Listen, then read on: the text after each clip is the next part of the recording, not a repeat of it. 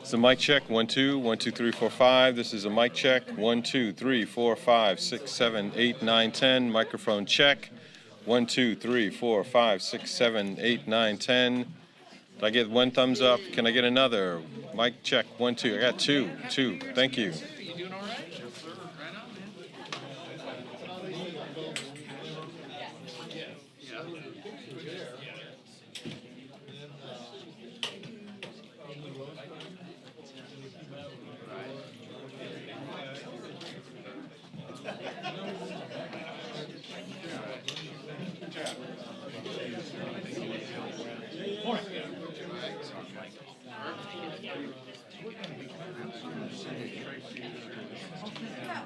That is awesome. I'm so thrilled because you were such a hard worker. So right here, my friend.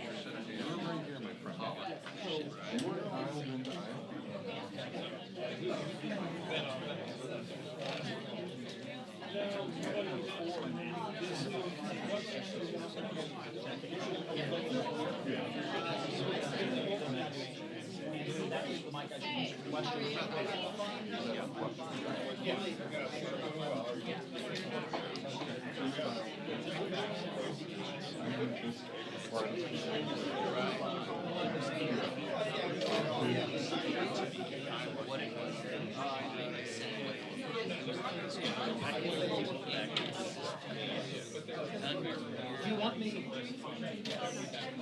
more like you?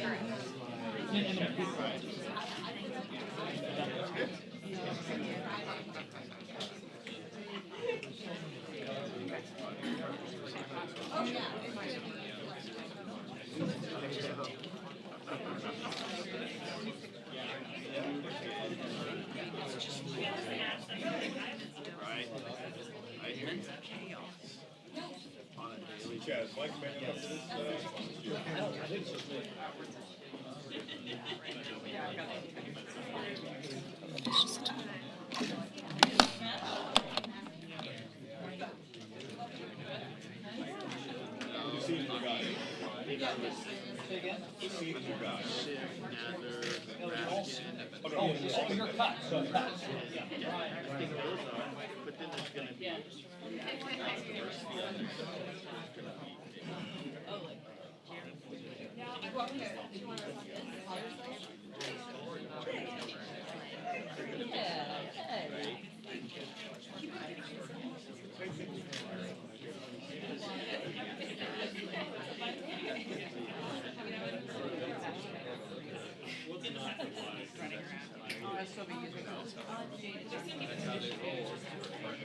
you saw the picture we looked at this morning for the last two. Right. It's on the last Trustee Weiss group. Trustee Weiss. All right, Alex, they talk to you. Okay, great. No,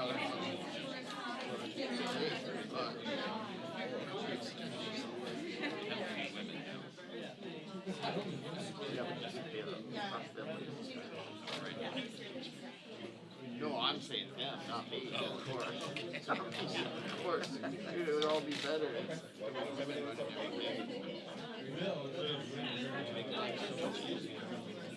I mean, it'd be like my house.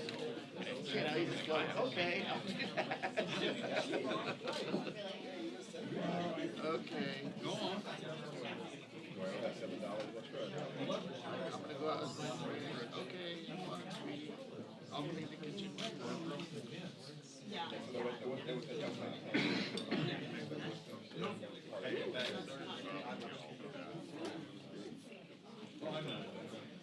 Alrighty.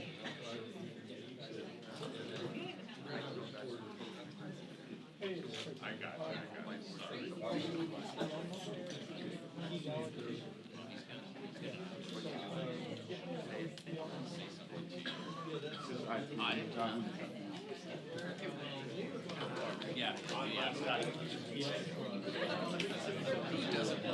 right?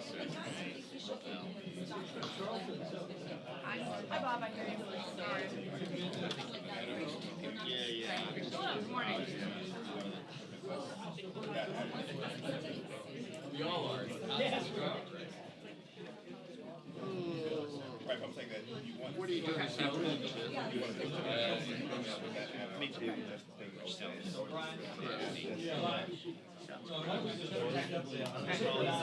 Stand over because they're going to be shooting. They're doing live shots. Yeah, but we don't have any. So basically, You guys want to find that shot, you know, more fire or a Parliamentary track. does that make sense? Ron, we're not gonna have enough slack on the IMP. Yeah, so like that would be the only thing. We're not gonna have enough slack on the IMP, which is fine. I'm just telling you. No, I know I said on the IMP. Oh, Cool. to go up there. Is this enough? Am I high enough to box?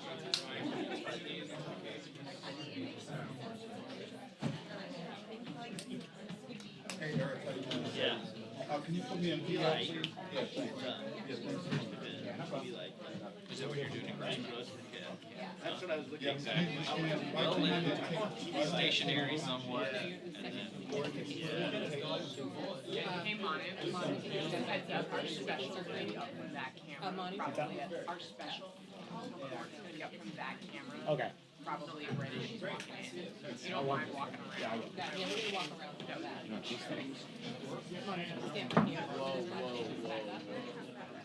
Make sure you put it on the tape. Right on the stand, right on that tape. Yeah. I'll move it now. Yes, go ahead. You can put me in PL. Yeah. Chip, you know any articles for jobs? We have a 3-month contract. She has Microphone's at the tape. I know I'm a freelance guy, but I'm not if he wants to do news, but I can find out. So it's 646 367. Yeah, I got you. Well, I don't have a mic. 646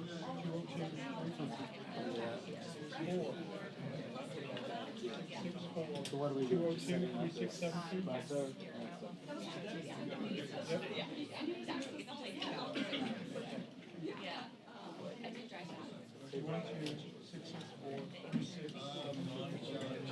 Thank you. Make sure you're on that tape, Mike.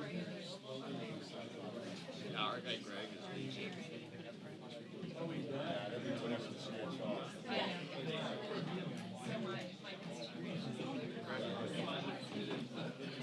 You look taller.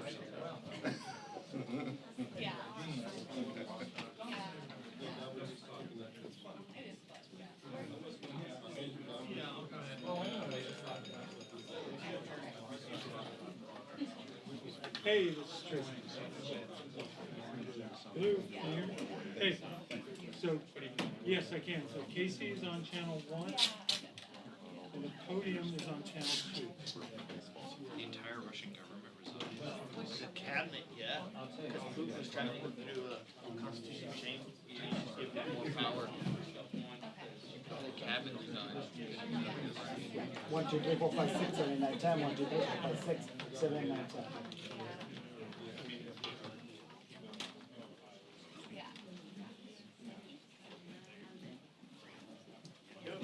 One, two, three, four, five, six, seven, 8, 9, 10. 1, 2, 3, 4, 5, 6, 7, 8, 9, 10. Leaves the office and becomes administrative and retains those powers. Well, that's what happened when he did that once before.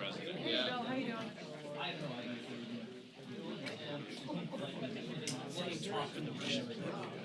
One, two, three, four, five, 6, 7, 8, 9, 10. Thank you.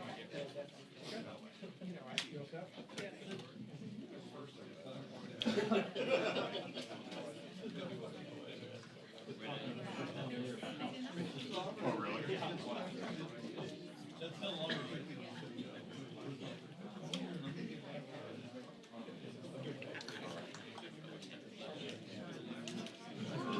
Tracy.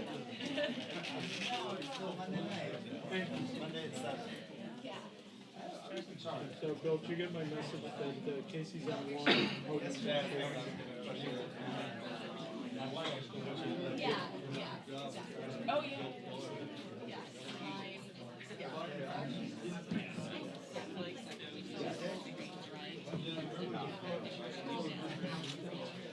I mean, sorry that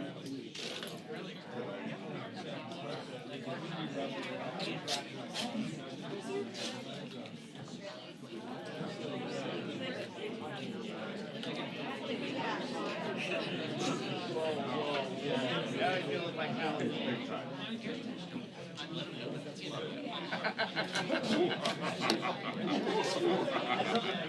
Low light. Everyone loves the low light.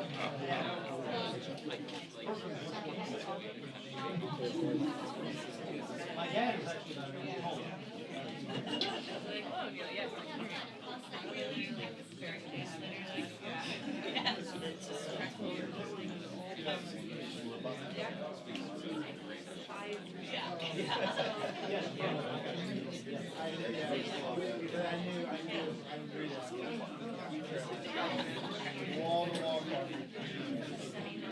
So you're gonna see her walk by Jessica. Yeah. So when she walks by the camera, she's going in the room. So like once she arrives, that's like a sense that okay, we're gonna start imminently. They usually will hold her back there for like a week or two before she actually walks out. It depends. And in this case, they're compiling the other managers and stuff, so I don't necessarily like giving that guidance because they may be somebody. I would expect her to be the last person to walk in and still try to go.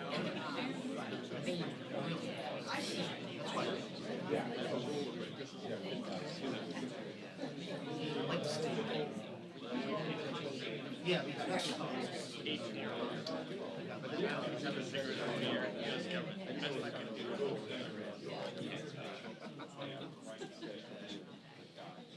Those are the pop star guys. It's one of those shows. They're in the and he's making the best I can do. Yeah, it depends on how long. Yeah, you already see.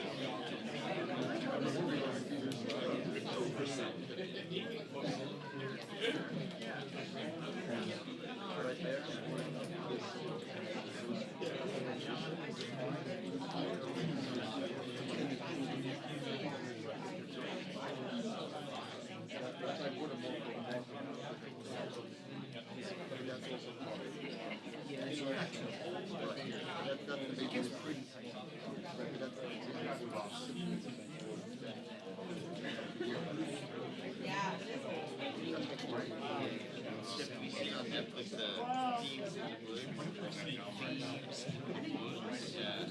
It's good.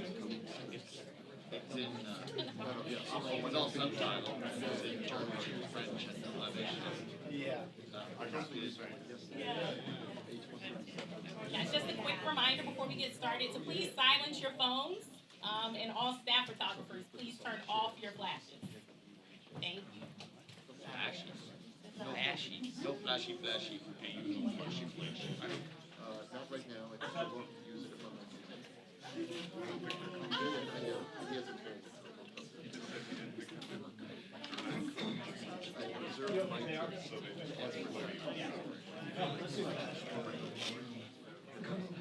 Hi, Matt. How are you? Hi. Hi, Matt. How are you? You hear me, Matt? Stand by. Yes, I got you. Do you hear me? Sorry. All right.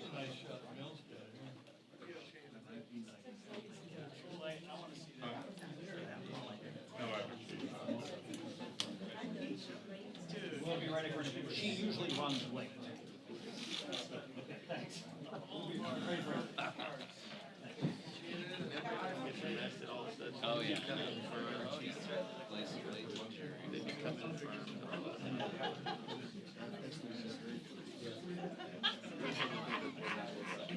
Well, Nancy Pelosi has kept this process going virtually nobody. But I think saw several House members into her office about half an hour ago before this press conference, and these individuals potentially could be impeachment managers. I asked each one of them if they've been selected, they've been asked to come to the part of this meeting. They all refused to comment. The people were included Adam Schiff, the House Intelligence Committee Chairman. He's long been suspected as probably going to lead this case, as well as House Judiciary Chairman Jerry Nadler, who also was walking in. But I also saw Hakeem Jeffries, is a member of the House Judiciary Committee, a member of the Democratic leadership in the House. I saw Jason Crow, who's a freshman Democrat. He's not on either the House Judiciary Committee or the House Intelligence Committee. He is on the House Armed Services Committee. He's a freshman. He's a former Army Ranger. He served in Iraq and Afghanistan. He's someone who later came, got behind the impeachment inquiry in the aftermath of the revelations about Ukraine. And also Val Demings, who served on both the House Judiciary and House Intelligence Committee. She had long been suspected as a possible impeachment manager. I asked Demings,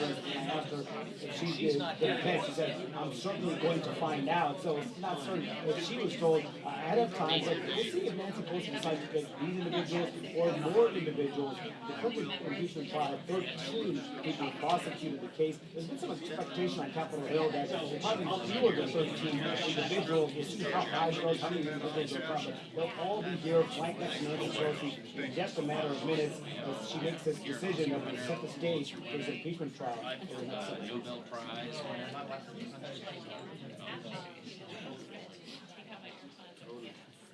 You would just Well. well, Scott, well. Yeah. Not like I haven't seen her before. I know, that's what I mean. Got it, thank you. Yeah.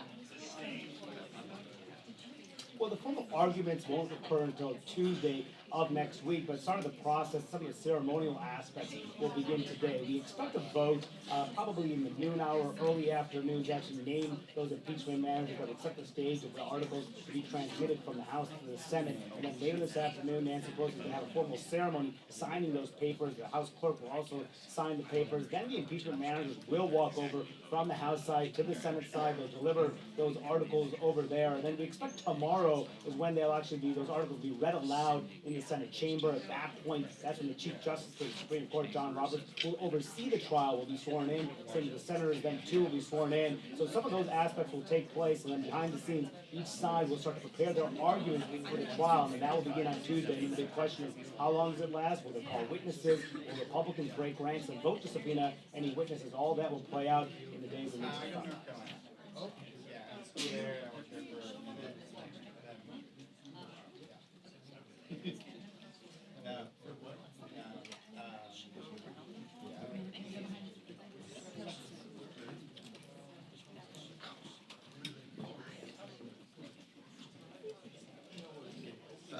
Something's going on. I'm not sure what.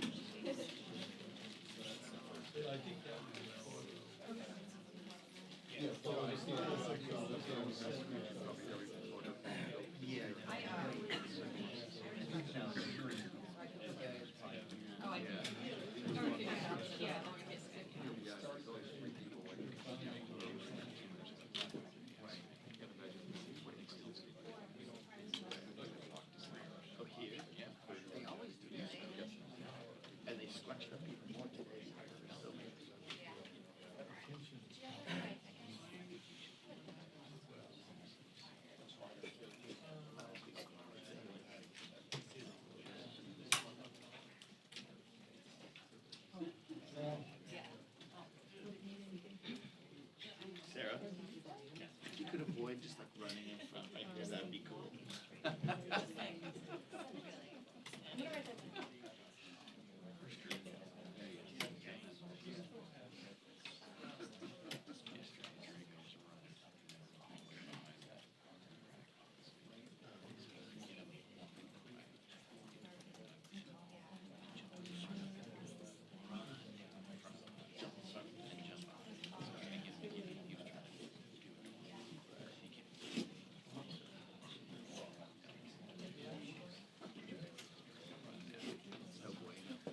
I can get to him quickly. Brian, talk to New York, please. Talk to New York, please.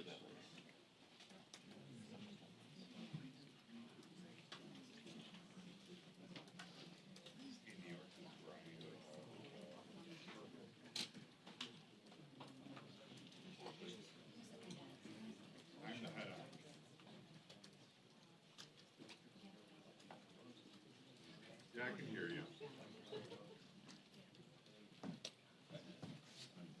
Thank you. Kind of like a recliner. Kind of like a recliner. Just kind of sit back. I'm with Robert. Impeachment. Look at these drinks people are making for impeachment. You gotta visit the local bars. There wouldn't be anybody in here. You need a reason. Yeah, man, I know.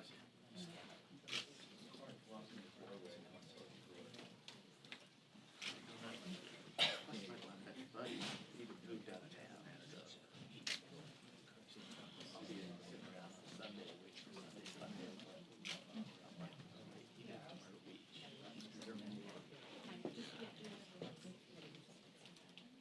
I like the garbage.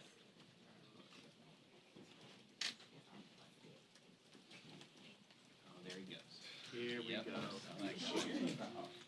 Saw that coming. What are you talking about?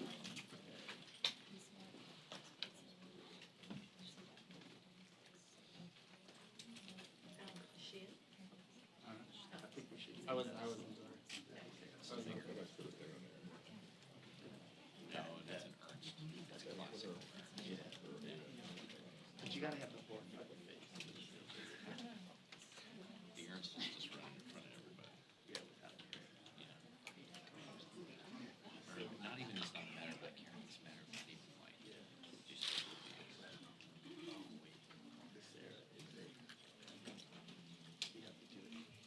Realize it's still that about excruciating sorrow. That's because she has a conscience. Yeah. The Ernst. Yeah, maybe a couple of years. So she's still there. Are you making yourself at home? Snacks.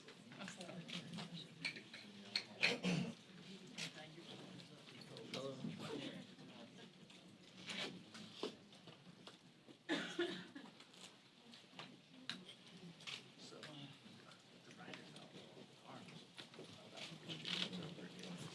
Right. We're like, we just rolled over and said, oh, okay. Hang on, Scotty, hang on, one second.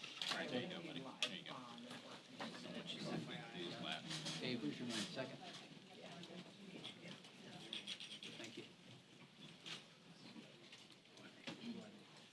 Can't say. How many? Yes, thank you. I'm sending it.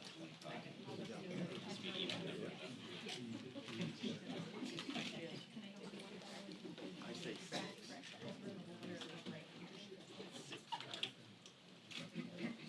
Shadley. 6 of them. I saw Nadler, Schiff. Garcia. Raskin. No, it's zero. I haven't got these in the.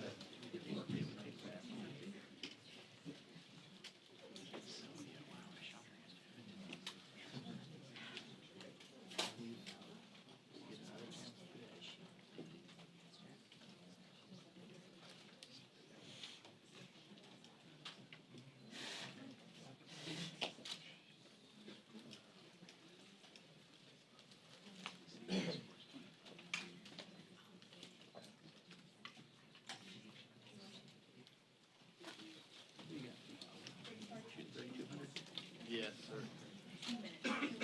2 minutes.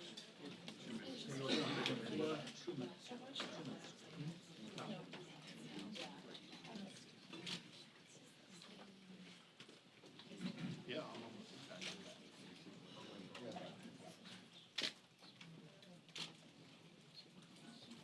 4,000.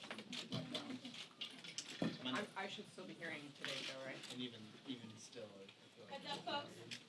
Heads up. Heads up, she's coming up now. Here we go, New York.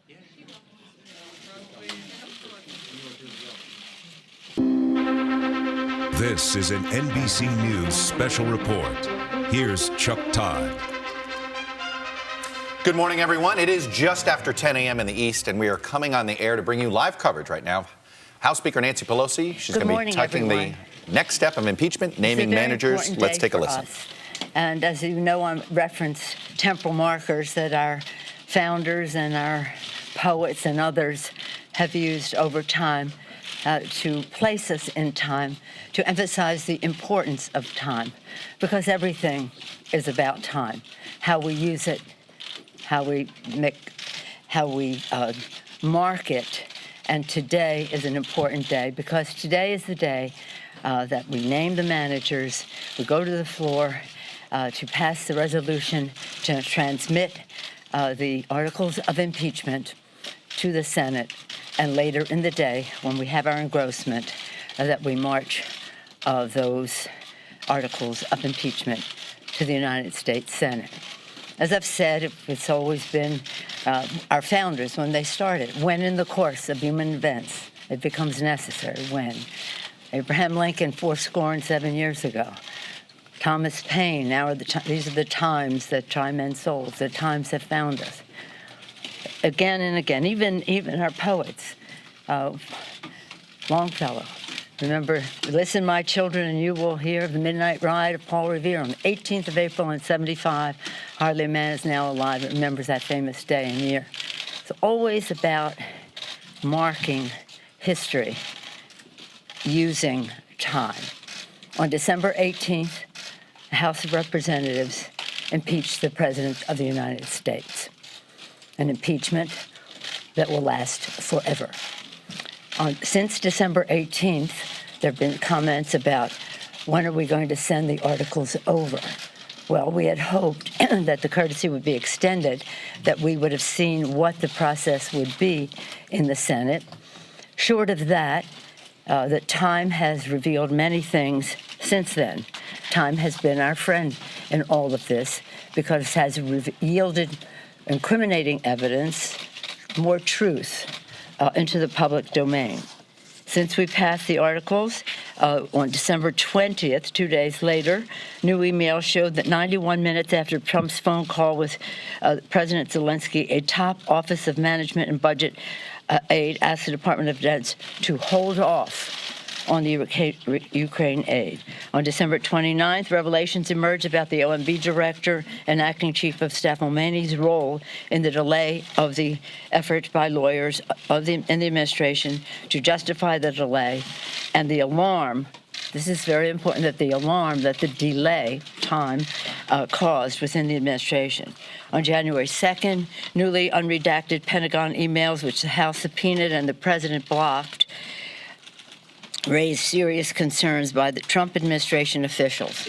They were concerned about the legality of the president's hold on the aid to the Ukraine. On January 6th, former Trump National Security Advisor John Bolton said he would comply with a subpoena to testify, and that he has new relevant information. On January 13th, reports emerged the Russian government hacked the Ukrainian gas company Burisma as part of their ongoing effort to influence U.S. elections in support of President Trump. And just yesterday, the House committee, two of our chairmen here, Chairman Nadler of Judiciary, Chairman SCHIFF of Intelligence, Chairman Eliot Engel of Foreign Affairs, and Chairwoman Maloney of Government Reform, they released new evidence pursuant to a House subpoena. Lev Parnas, you know who that is, an associate of Rudy Giuliani, that further proves the president was a central player in the scheme to pressure Ukraine for his own benefit in the 2020 election. This is about the Constitution of the United States, and it's important for the president to know, and Putin to know, the American voters in America should decide who our president is, not Vladimir Putin in Russia. So today I'm very proud to present the managers who will bring the case, which we have great confidence in terms of impeaching the president and his removal. But this further evidence insists that, and we wouldn't be in this situation had we not waited, insist that there be witnesses and that we see documentation. And now you see some of that change happening on the Senate side. I hope it does, for the good of our country and to honor our Constitution. So today, On the floor, we'll pass a resolution naming the managers, as I mentioned, appropriating the funds for the trial, and transmitting the articles of impeachment of the President of the United States for trying to influence a foreign government for his own personal and political benefit. Chair Adam Schiff of California, lead manager. Chairman Schiff is, as you know, chair of the Permanent Select Committee on Intelligence, is serving his 10th term in Congress. Excuse me. Before Congress, Mr. Schiff was a California state senator and served as a federal prosecutor in the U.S. Attorney's Office in Los Angeles for 6 years, most notably prosecuting the first federal FBI agent ever to be indicted for espionage. Chairman Jerry Nadler, chair of the House Judiciary Committee, is serving his 15th term in Congress. Mr. Nadler served as the top Democrat on the Judiciary Subcommittee on Constitution, Civil Rights, and Civil Liberties for 13 years. Before Congress, Mr. Nadler served in the New York State Assembly for 16 years. Wow. Chair Zoe Lofgren, chair of the House Committee on House Administration, which has jurisdiction over federal elections, is a senior member of the House Judiciary Committee. Ms. Lofgren is serving her 13th term in Congress. This is Chairwoman Lofgren's third impeachment as a Judiciary Committee staffer in the Nixon impeachment, as a member of the Judiciary Committee on the Clinton impeachment, and now as a manager in this impeachment of President Trump. Chair Hakeem Jeffries of New York. Chairman Hakeem Jeffries is the chair of the House Democratic Caucus and is currently serving his fourth term in Congress. He's a member of the House Judiciary Committee. Before being in Congress, he served in the Assembly of New York for 6 years, an accomplished litigator in private practice before running for elective office. Mr. Jeffries clerked for the Honorable Howard Baird, Jr. of New York District Court for the Southern District of New York. Congresswoman Val Demings of Florida. Congresswoman Val Demings is a member of both the House Permanent Select Committee on Intelligence and the House Judiciary Committee. Ms. Demings serving her second term in Congress. Before Congress, Ms. Demings served as the Orlando Police Department for 27 years, part of that time as the first woman police chief in Orlando. Congressman Jason Crow of Colorado was a member of the House Armed Services Committee. Mr. Crow served our country, bravely as an Army Ranger in Iraq and Afghanistan. Before running for Congress, Mr. Crow was a respected litigator in private practice in Colorado. Congresswoman Sylvia Garcia of Texas. Congresswoman Sylvia Garcia is a member of the House Judiciary Committee. Before Congress, Ms.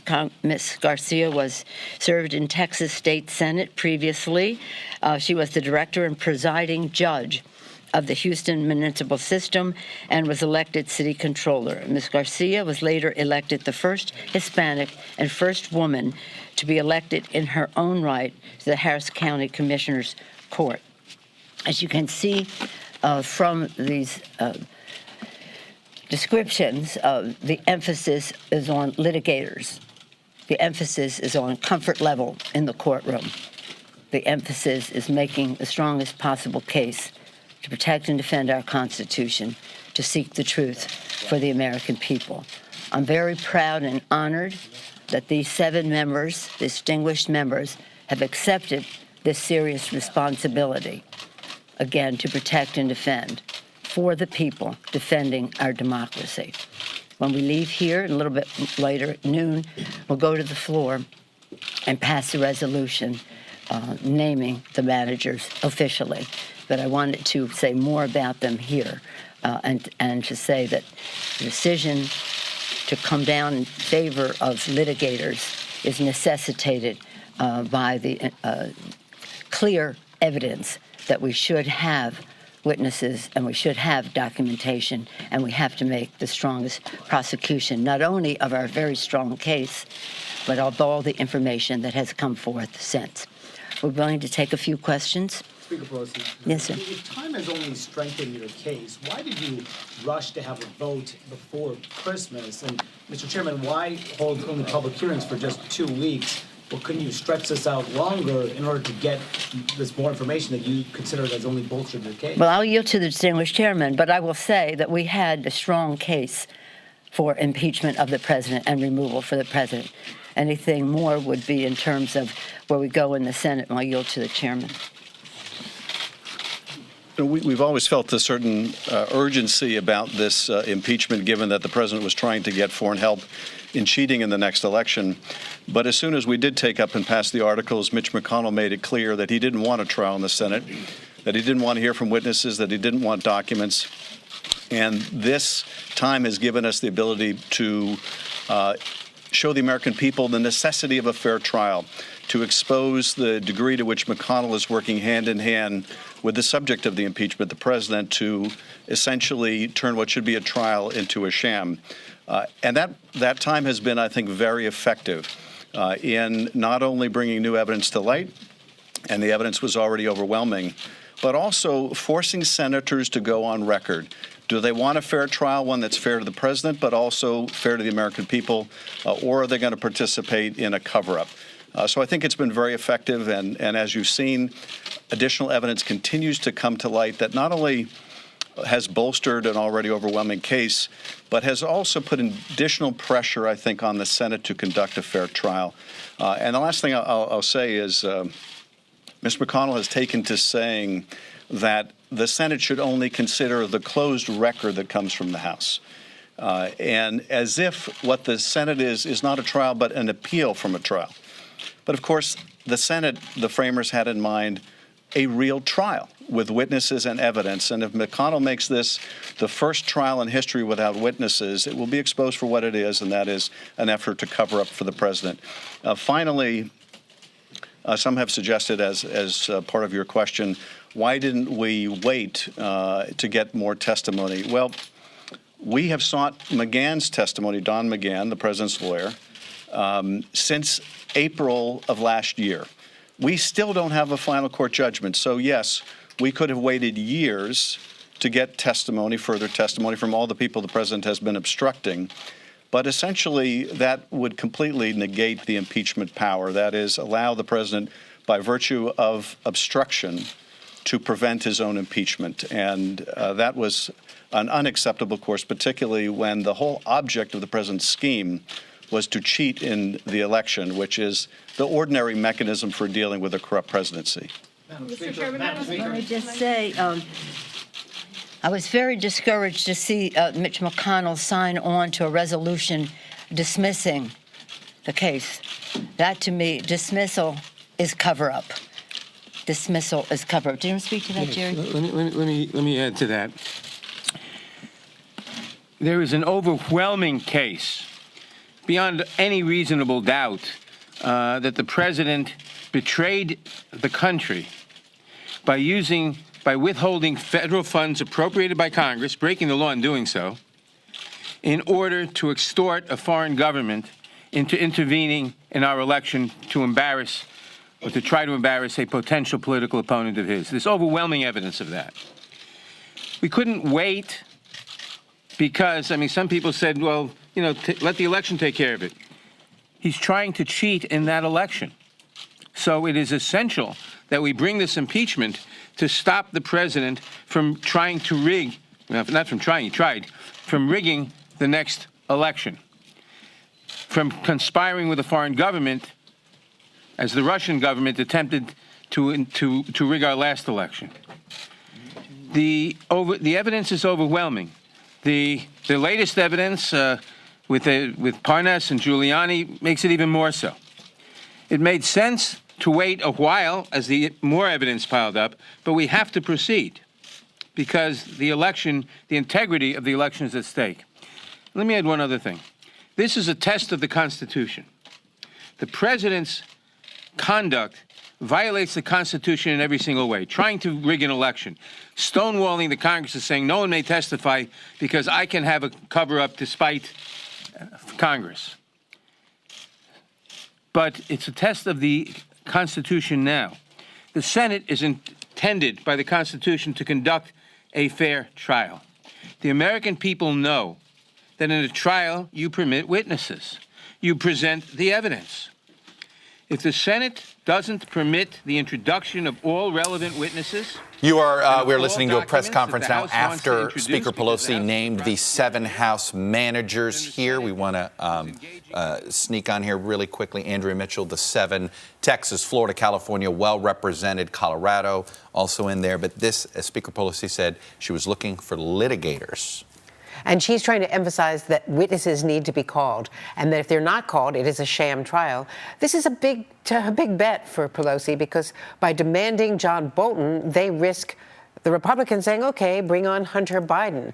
And do they really want to see Hunter Biden in the middle of a 2020 campaign being deposed, someone who is not used to being in that kind of spotlight? You know, in Washington, we're used to a lot of jockeying for these big high-profile slots here. I have to say, we have over a dozen House managers, and Clinton, it seemed like everybody got to be a House manager a lot of times. She really seemed to narrow things down. She didn't go over the top and saying, all right, you get a slot, and you get a slot. She really did keep it tight. And people who have proved themselves, like Val Demings, a former police chief from Orlando, Florida, who did so well in questioning Bob Mueller from Judiciary. People like Zoe Lofgren, who had been in all 3 impeachment attempts, Nixon as a staffer, and then, of course, Clinton, and now. Look, in many ways, one of these people, Lindsey Graham, was a House manager that nobody ever heard of, and he turned that stint into something much bigger, so keep an eye on these 7 people. Look, that concludes our coverage for right now, but we're going to be coming back on the air to bring you the next steps in this process today. There's quite a bit. So here's what to expect around noon. The House will vote to approve the managers Nancy Pelosi just introduced, and then vote to send the actual articles to the Senate. And we will bring you all of that in a few hours. Until then, from Andrea... witnesses as well as documents. Anyone else want to speak to that? My colleagues? Mr. Jeffrey? Well, the evidence is overwhelming that Donald Trump corruptly abused his power by pressuring a foreign government to target an American citizen for political and personal gain by withholding $391 million in military aid to Ukraine without justification. There is a mountain of evidence in that regard.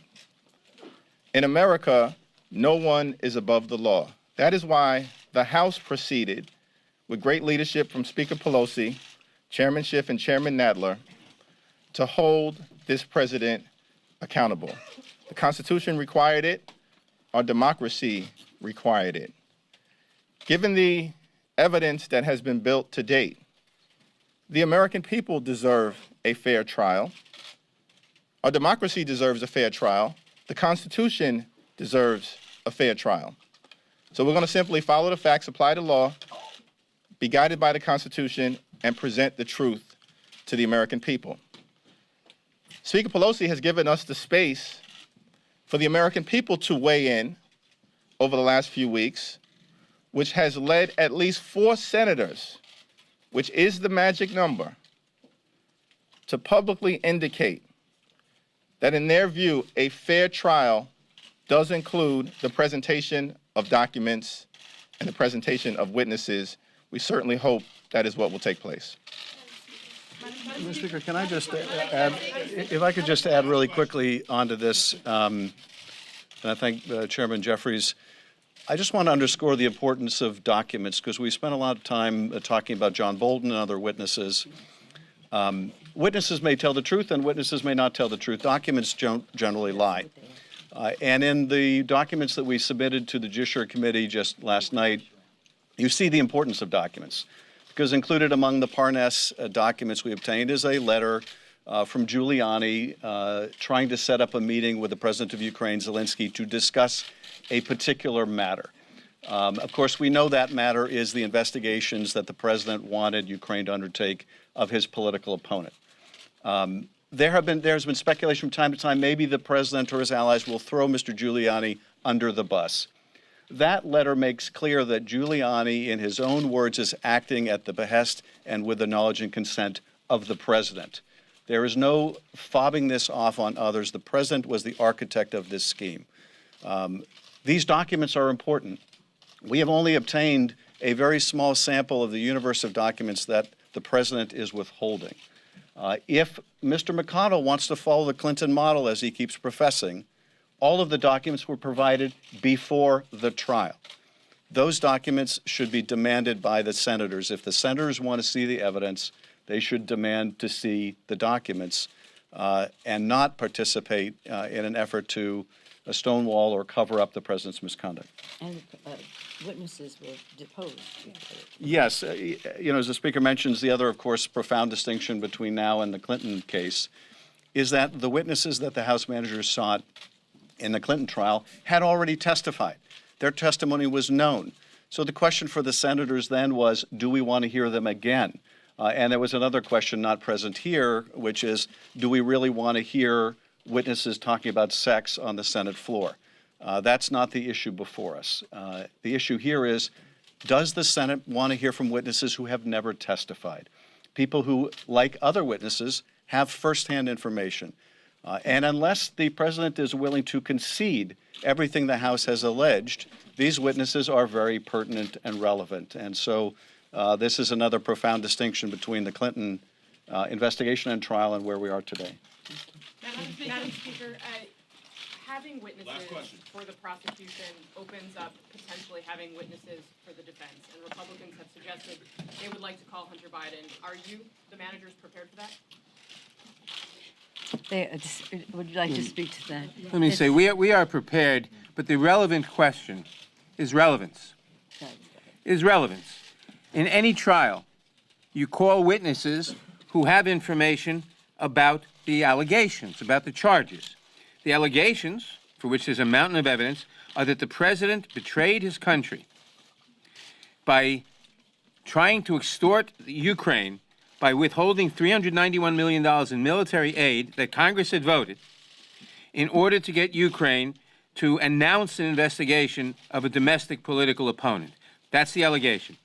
Any witness who has information about whether that is true or not true is a relevant witness. Anybody like Hunter Biden who has no information about any of that is not a relevant witness. Any trial judge in this country would rule such a witness as irrelevant and inadmissible. If someone is accused of robbing a bank, witnesses who say we saw him run into the bank or we saw him someplace else are relevant. A witness who says he committed forgery on some other document is not relevant to the bank robbery charge. That's the distinction. But let me just say that what is at stake here is the Constitution of the United States. This is what an impeachment is about.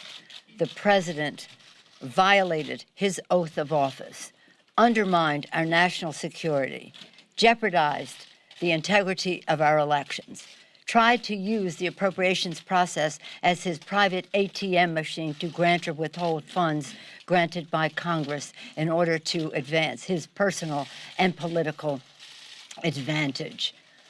That is what the senators should be looking into. This is a president who said the Second Amendment, the Article 2, says that I can do whatever I want. It does not. He's undermining a system, the beautiful, exquisite, brilliant genius of the Constitution, the separation of powers, by granting to himself the powers of a monarch, which is exactly what Benjamin Franklin said we didn't have, a republic, if we can keep it. So this is a very serious matter, and we take it to heart in a really solemn way, in a very solemn way. It's about the Constitution. It's about the republic, if we can keep it. And they shouldn't be frivolous with the Constitution of the United States, even though the President of the United States has. The President is not above the law. He will be held accountable. He has been held accountable. He has been impeached. He's been impeached forever. They can never erase that. I'm very proud of the managers that we have.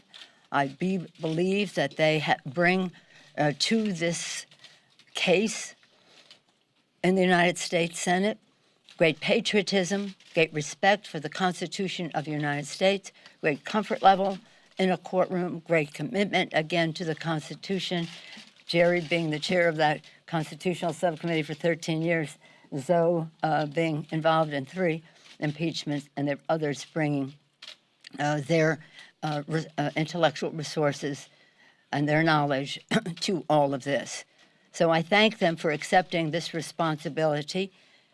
I wish them well. It's going to be a very big commitment of time, but I don't think we could be better served than by the patriotism and dedication of the managers that I am naming here this morning. Thank you all very much.